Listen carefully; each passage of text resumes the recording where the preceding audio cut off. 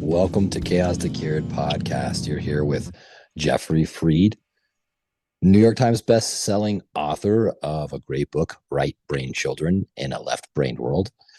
And that is kind of what we are going to be talking about today is ADHD. We want to highlight the fact that this is something that is often downplayed. And at least for me, having to deal with it, it's very challenging to just go through life with it. The HD is now pretty much ADHD is attention deficit hyperactivity, and then the D, which I don't agree with, disorder, right? So the hyperactivity is something that was just placed, so that's now the acronym that they're using, so everybody's qualified under that. They don't do the ADD or they separate it anymore. But um, you know, some of the characteristics are pretty simplistic, I guess, for me because I have it. So it's easier for me to kind of spot others, but definitely the inability to kind of stay on task, daydreaming a lot, getting lost in school. A teacher will ask a question, the student doesn't know what they ask or doesn't even know they're asking them the question, things like this. So we'll talk about some of the characteristics, and then we'll kind of go over some tips and suggestions for the individual and then also for the family members and loved ones. So Jeffrey, you're first of all one of the world experts on this.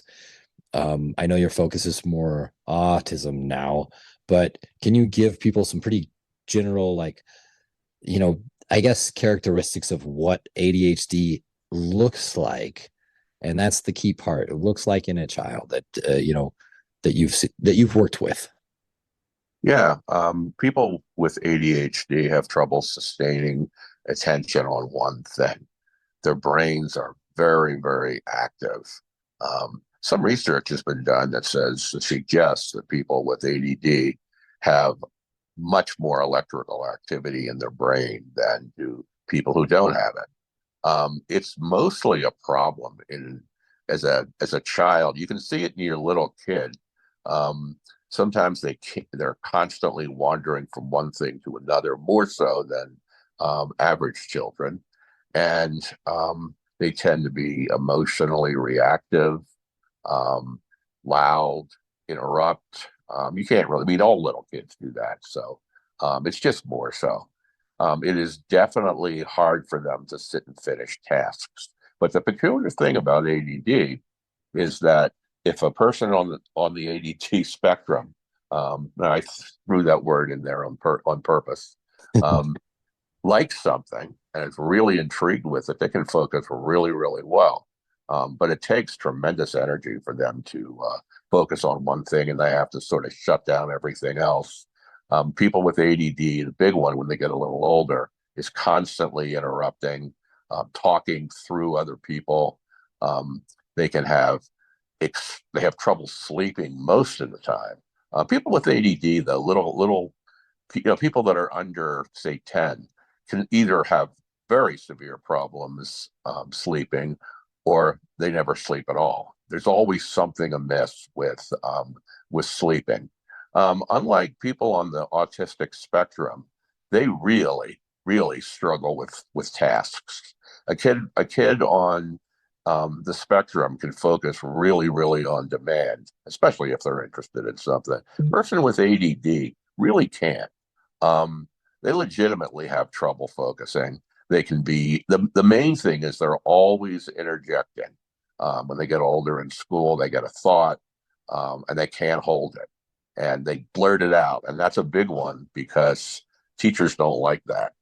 And it is hard, for legitimately difficult to be a teacher of a classroom with kids with ADD because they're blurting out. They have trouble sequencing as well. That's a big one. Um, their senses are hyper attenuated, if that's a word. Really, really strong senses can have a strong sense of smell, touch, taste. They can be very, very sensitive to criticism, and they have trouble finishing stuff. That's really how you can tell. Um, they have brains that are very, very active. Now, when you start getting a person with ADD who is quiet and doesn't have trouble finishing something, but yet has a diagnosis of ADD, you might want to look elsewhere. Because when a kid has trouble finishing stuff, but they daydream really, really well, and can absolutely finish stuff if they're interested in it, you might want to look at mild autism, like what used to be called Asperger's syndrome. But ADD people, you can, when you're around someone who's hyperactive, you can pick it out. It's not, you don't have to be a world famous doctor to figure it out. They have trouble maintaining eye contact. They talk real fast. They tend to love technological stuff. Their brains are very coherent and synced up with technology. And they're the ones, Absolutely. yeah, they're the ones that when they talk about the negative effects of technology, of social media and stuff, they're the ones that love it because social media kind of masks, but not masks, that's the wrong word, kind of fits in with the way an ADD person's brain works. You go from one thing, your attention gets distracted to something else. They're always having trouble um, focusing for a long period of time, and they love novelty. That's the big thing. That's one of the big characteristics of folks with ADD is they love novelty. They do not like routine. They find they get bored very easily. And that's one of the reasons why they don't like school. So many of them don't like school. School likes to really get into a subject and sort of milk it to death until you learn one subject and you really get into it, and then you move to another. That is totally incoherent to a person with ADD. They like to flit around. They like to do one thing, then another. And they're really good multitaskers sometimes too, where the person with autism hates um, hyper no, it hates what's the word I'm looking for? Or the words I'm looking for. They multitask. They hate multitasking, people with autism. Man, people with ADD are really into multitasking. They're the Trying world's. to do 20 things at once. Yes. Yeah. I actually was flying on a plane and there was a guy, he had one earbud in that was going to his like whatever music player it was. The other side of his head had an earplug that went to his Nintendo Switch. And then he had his iPod or iPad in front of him watching a There you movie. go. I'm like, I couldn't do that. this, yeah, no, it's unbelievable. And, for a few of the things that you mentioned, like not being able to complete tasks, one of the things that was hard for me was that at the end of every semester or the end of every day, take your pick. All of my work was all smashed up at the bottom of my locker. Yeah. Yeah. So there was no ability to turn things in, no ability, like you said, to follow through on tasks. It Mm-hmm. was not because I wasn't trying. It was 100% because I was in a place where I am looking at 5 million things at once. I'm going to miss a lot. And so I love that you brought up one thing I think that's very important. ADHD is often misdiagnosed and the repercussions can be pretty severe. So, you want to make sure that if some of these things don't add up, talk to a few different people, make sure you seek out some help because as people were probably listening, if they've listened to the show before, a lot of the symptoms, or I guess the characteristics that you see for ADHD, really mirror in a lot of ways someone on the spectrum. So it's really important to kind of try to figure out, can they complete something? I thought that was a really, really well stated thought. So if they are super interested in something and they can complete it, you might want to look at a few other things. Now, I would say with video games and technology, I think that was one of the few things that would keep my attention. So one of the characteristics that I found And my mom found very helpful is I would answer questions without knowing what I was answering. Do you want a sandwich? Yes. My mom would bring up a sandwich. Why did you bring me a sandwich? Well, you said you were hungry. No, I didn't. Yes, you did. No, I didn't. Right. The thing is that that was a continuous battle over and over and over again. Now take that same thing and put it in school. What's the answer to this? What?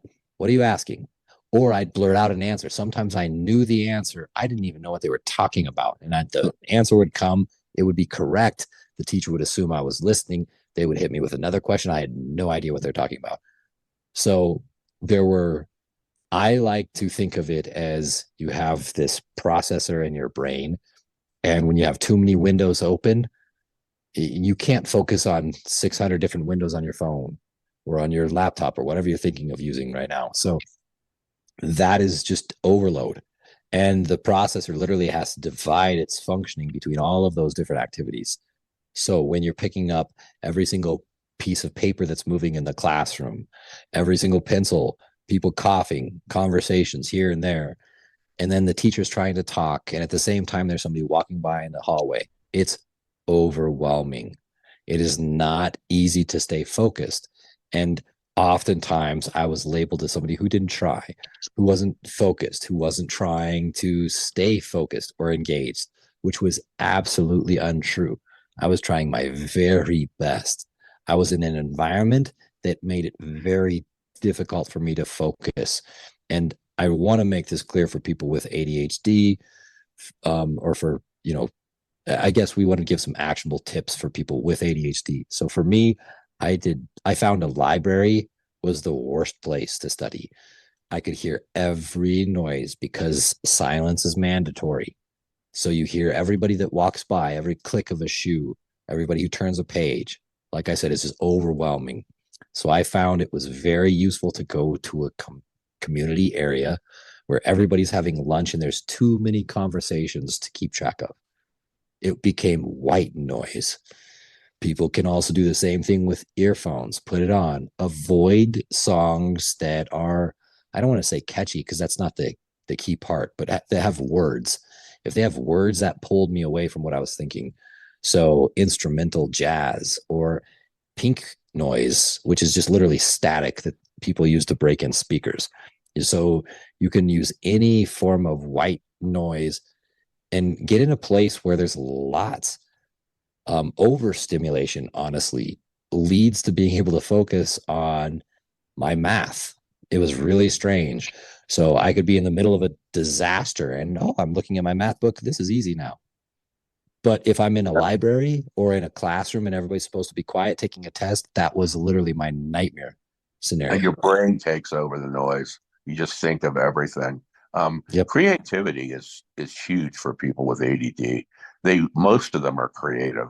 They have trouble with sequencing stuff, following steps, but they're capable of some really brilliant observations. They see things differently because they process differently.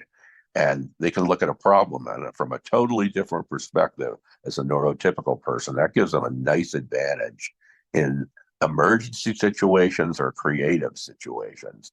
I've been told that you almost can't find a person who doesn't have ADD and with firefighters or EMTs or emergency docs, because these are people whose brain move rapidly and they don't like conventionality. They tend to see things again differently than do neurotypical people. So those are the kinds of occupations that if you have attention deficit hyperactive, here comes the word I hate, disorder, you can be like such a star or a stud at something like that, because that mimics the way your brain processes. The person with ADD can be in trouble in a normal school quiet situation, but man, when there's an emergency, that's kind of who you want by your side.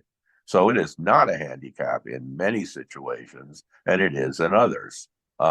Another really important point is that technology is made, especially video games, are made for people who have ADD, because that's the kind of brain they have. They love novelty. These video games are often, they have brilliant, interesting, weird characters that do things that are novel. Um, People with ADD can sure as hell focus on video games. Um, and when I first started doing this kind of work, I mean, this is like 35 years ago, ADD was all the rage. You didn't hear much about autism. It was considered to be a rare and exotic condition. That's changed. ADD is now subjugated to the back lot of mental problems. And autism has got our attention, but ADD is still there. And it's different from autism. And it's like the person with autism, their brilliance is that they can focus at will and they can really, really get into a subject in great depth. They don't like novelty a lot of times because it shakes up their routine. Um, People with ADD don't like routine either, but they love novelty. They thrive in it. In the world of, I've done some climbing and I hike every day, but climbers all seem to have ADD because that's the perfect, it's dangerous, it's challenging, the problems are constantly morphing. If you can find a climber who doesn't have ADD or autism, let me know because they're pretty rare. Um, Firefighters, almost all of them. Cops, definitely, definitely a lot of cops with ADD. And that's the kind of occupation. If you have attention deficit disorder, what I would say is probably not to spend too much time doing video games because it'll just make you more extreme, which can be a good thing, but it can be a bad thing too. But what's interesting is people who create technology, video games, they have ADD too, most of them, and they know how these folks think. So they make games that simulate and work in harmony with the way somebody with attention deficit disorder focuses, the way they process. So the makers of them are mostly people who are ADDers, and they can make a lot of money. They're very successful. Um, so fast moving stuff. When you get a little bit older, just talk about the way your brain processes with your parents, any professional that you run across, because understanding can lead to you modifying some of the negative aspects of ADD, and just learning your strengths and learning your weaknesses and covering when you have to endure your weaknesses. ADD is very, very common. I've had teachers, I work with schools, and I've had teachers tell me, my God, I don't know anybody. I mean, everyone in their class seems to have something. Yeah. Uh, that Yes. could, but that could be more due to the curriculum being so boring and presented in a fashion that is so disharmonious with the way people with ADD process the world. But it is not going anywhere. So we need to come up with interesting strategies to go to coexist with the way that people with ADD think. What struck me the most about what you just said is you mentioned a whole bunch of career paths that are stimulating. And for people that, family members and loved ones that have someone that is diagnosed with ADHD, one of the most common treatments is stimulants. So whether that's methylphenidate, which most people know as Ritalin, or dextroamphetamine, dexedrine, or you know, Adderall is dextroamphetamine, Concerta. A lot of people know these medications, and they really don't know why the stimulants work. Some of the theories are that it sends the signal bursting over the synapse, so it helps it reach its target. What is interesting is, if you think of some of the fields where people with ADHD really thrive, it requires that stimulation and it hypervigilance. So somebody that, if you have an ER room and there's an accident, you bring in, 20 cars, and you have a doctor who has ADHD. If they've made it through school, and here's the other issue, it's not easy to make it through school, especially the way school systems are designed. So if you have ADHD, you really need to keep getting tutors the moment you get lost in something, and then like we were talking about before, of course, finding a way to love the subject can really help. So if you have a loved one or somebody else that's dealing with it, try to make that subject more fun or Novel. incentivize. Yeah, Make it novel. novel. Yeah. Perfect way to, I mean, the moment you do that, that will help. And so if there's teachers or professors out there listening, those are things that are very, very important because you have individuals who are very valuable in the way they think and process information. You want to get these individuals in that field. So if they made it through school and they're an ER doc, the doors are open, they're hearing everything. But like I said, total chaos becomes white noise. They can focus on this person has a stab wound. I'm going to do this first, this next. Everything else that's happening around them is gone. That's how it is for me. So I do very well under really chaotic situations. I do not do well when everything is absolutely calm. People think I don't, I mean, I forget to lock doors, turn off the stove, I open the refrigerator and I get lost for 40 minutes. These are very common things for people with ADHD.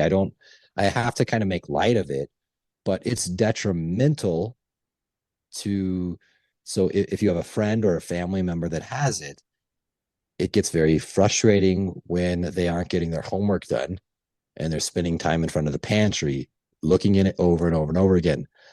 They aren't, at least for me, I was never trying to waste time. People thought I was. I was never trying to get out of work. People assumed I was trying to get out of work. I was working really hard. I was trying my best. People assumed I was lazy. These were things I was trying to overcome. And I would walk upstairs with an intent in my mind. I'm going to do this. And maybe I saw something out of the corner of my eye. It would pull me in that direction. I would sometimes forget why I went there. So this was something that could be seen as forgetful, not caring. And that's not the case. So if you see somebody that's acting like this all the time, they're not turning in things, they're losing everything, they're losing track of conversations, look at this. The for how to help them, one thing that was very helpful for me that my mom and sister did was come up, and my dad too. He just wasn't as involved in some of the stuff when I was younger, but touching my arm, physical touch was a stimulation. And so the moment I felt that touch, you don't want to hit them hard or anything like that, or, catch them off guard. That would surprise me. But a gentle touch instantly, as soon as I had eye contact, I would hear every word. So if you want your child to hear everything and they have ADHD, touch them on the shoulder, make sure you have eye contact, ask them if they're hearing you, and then ask the question. Yeah. If you walk by and say, we leave in 15 minutes, yeah, go for Yeah. it. Another thing is ADD makes relationships tough too. If a person on with ADD is married or living with someone who doesn't have it, that could be a really, really bad mix. Um, Probably better if you have ADD to hook up with somebody who's a little bit like you, if not a lot like you, even though you'll never finish anything, you'll have a good relationship. Severe ADD, like people who have severe ADD, and I've certainly met people like that, they do have trouble with life. Um, Other people find that their hyperactivity makes it impossible to relax around them. It's hard to have a conversation that is in any way, shape, or form linear. They can have real problems with people who don't have ADD. Now, the thing with that you mentioned, this, I'm going to be real brief on this because you did a good job covering it, is medication apparently has counter effects with folks like this. It's like a stimulant will calm them down. And like I remember, I don't know that I have ADD, but I remember codeine, which is when I was a kid for coughing, was a medication that's supposed to knock you out. It kept me up for 2 days. Coffee, which is supposed to make you hyperactive. Many people with ADD find that it's very relaxing to have a couple cups of coffee. And it's really important to know this is not a choice. If you're wired this way, you can modify it. You can find strategies to teach yourself how to relax and meditate. But I've heard so many people with attention deficit disorder who can't meditate. Their mind's too active. They really, really have trouble slowing their brain down. Their brain sometimes, if they're pretty ADD, can be likened to a cartoon on fast forward or a comic book on fast forward. So when you have something like that going on, you will need to find something to help ameliorate it. It'll help. I mean, having ADD as an emergency doc is a great thing. Having ADD in a classroom or when you're trying to have a serious conversation with your spouse can be a whole different story. It can make things really difficult. It's also another thing with ADD is it's hard to hold a job down unless that job has got a lot of activity. You should seek out, if you have attention deficit disorder, jobs like advertising or something creative. They can make great salespeople. They don't have any trouble with relations with people in a work situation. They can be great at that, and they certainly tend not to be shy. So there's good and there's bad, and since we're seeing so many people with attention deficit disorder now, they got to change the name to something a little more positive, number one. And number two, design curriculum that works more in harmony with these folks' brains. They're not even a minority anymore. I don't know what the percentage is, but I've had teachers say half their class has ADD or autism. It used to be like a fifth, then it was a fourth, then it was a third. No one knows because there's not an acid test for it, It's but high. it's frequent and it's something that really needs to be harnessed better. Well, you mentioned a couple of things that I think are worth really going into depth about.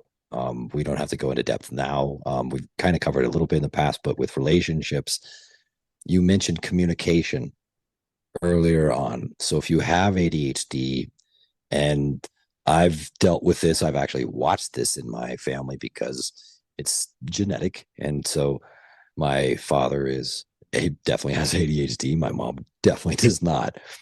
So one of the most important things is being able to communicate with each other clearly. And that requires understanding yourself, what your, I don't want to call them a weakness.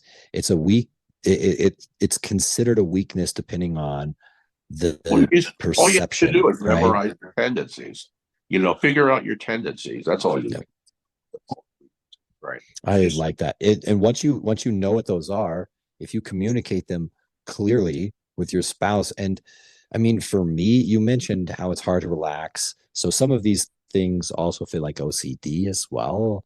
The inability to stop moving, to stop, that's ADHD for me, like clicking a pen, or I will be eating chips, or, I think I was playing with something earlier today. I didn't even know I was doing it. Somebody else told me, and I had no clue. I was just moving I my want hand up and down, and I was, to with my ADD or something. Moving. Apparently, the way it's been explained to me by psychiatrists and people that do brain scans is people with ADD have underactive brains sometimes, and what they do is they need to be moving to be thinking properly. So that's why they have fidget things. It actually may, I'm not sure I believe this, but it may actually stimulate the parts of the brain that need to focus. And the person is subconsciously trying to do that, moving their leg under the table, using a fidget thing. And if you take that away from them and make them sit perfectly still, they can't function, they can't process, and yet they need to when they're sitting in school. So that's another facet of this fascinating subject. well, it's frustrating because the fidget spinners, for somebody with ADHD, they are very valuable. A lot of individuals, of course, misuse them, of course, disrupted the classroom. And so they were removed, not allowed. But if you have somebody, you don't have to have something that's a fidget spinner or anything that makes noise. They used to call it a worry stone. I think that's what my grandfather called it. But something like that where you can rub it. The physical action for me was enough. Sometimes I would, twirl my thumbs, just little tiny things would actually, I was stimulating my body because it made everything else a little easier to hone in on. So when I had to listen to a teacher, I literally had to like use a scope to tune out everything else so I could only hear that. If they did not write on the board, I was toast. If they were just speaking, there was no way. I needed both the visual and the auditory lecture. I needed both because if they weren't writing, the words would often, I'd miss half of them because of the distractions. So it is very, very difficult. And as you said before, with relationships, it can be extremely frustrating because I'm trying to hear somebody and half of the time I don't. So you go to the grocery store, you come back home, I have half the items, half I didn't get, I have to go back. You definitely get good cardio having ADHD. But in general, a lot of these things you try to get good rest. Sleeping is very difficult, as you mentioned before. And so a lot of times I found it actually helpful to listen to more stimulating music. A lot of people found this really weird, but I could listen to Guns N' Roses, Metallica, heavy metal. It helped me fall asleep, which sounds weird, but again, I could Not listen, really. watch it. You think Yeah, about that. watching a TV show, same thing, right? If I'm Takes watching your mind Friends, off, takes your mind off your mental activity and focuses it. exactly, Yeah, and exactly. it's like quite interesting. It's that converse, that that reaction, if that's a word. It's the reaction. It's looking at things almost in total opposites. And yet parents look at that and they think it's willfulness, or it's a lack of self-discipline. If you have ADD, you know what I'm talking about, and Yes. you are gonna get punished a lot in society. However, in this day and age, I swear it's a great thing to have because so much of the world is ADD. That's my final comment. I love that. This is a phenomenal subject. It's really interesting. It's very important to not belittle this subject because it is far more challenging. And we'll talk about our next subject will be anxiety. Same thing. It is far bigger than people really realize. And it can be very hard to just get through days, get through school, all that other stuff. So, um, you know, if you are dealing with it, try to get good sleep, get some exercise, good nutrition. Always hit those things first. Talk with a doctor if you need to. Don't be ashamed if you need to look towards medication. It was very helpful for me. And again, reach out for every option that you have and make sure you don't see, I guess, speak, communicate. If you're the parent, if you're the teacher, please talk with the individual. Tell them what you see and then communicate. Ask how you can help. Ask if they're truly trying to learn. If they're truly trying to learn, they'll be honest about it. I was always trying really hard. I did give up often because people gave up on me. So if you're a teacher and you give up on the student, I guarantee you they'll do the exact same thing to you. So try to just keep going. If you're a parent, teacher, a loved one, it's not willful. And that word was perfect that you used, Jeffrey. So thank you so much for joining us. And, please send us messages if you want us to help on a particular subject or speak about something. And this is part of our Neurodivergent Minds series. So we will do 4 or 5 more for a special purpose. Jeffrey, thanks for joining me and always being here and for your great mind. We really appreciate it. So Thank you.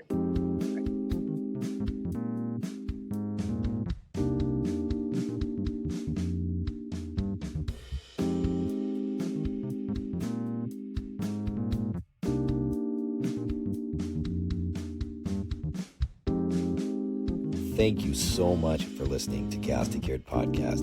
If you enjoyed the show, please share it with everyone you know. And definitely like, follow, and subscribe. Certainly leave a comment if you'd like. Let us know what you'd like us to talk about the next time. Also, in our show notes, there should be direct links where you can follow us on our social media, as well as reach out to us directly. Thanks again, and have a great day.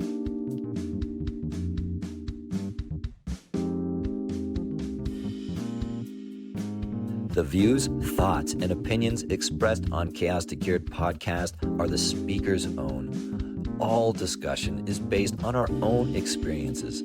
We do not and cannot guarantee the accuracy or completeness of any information. Chaos2Cured podcast cannot give medical or health advice.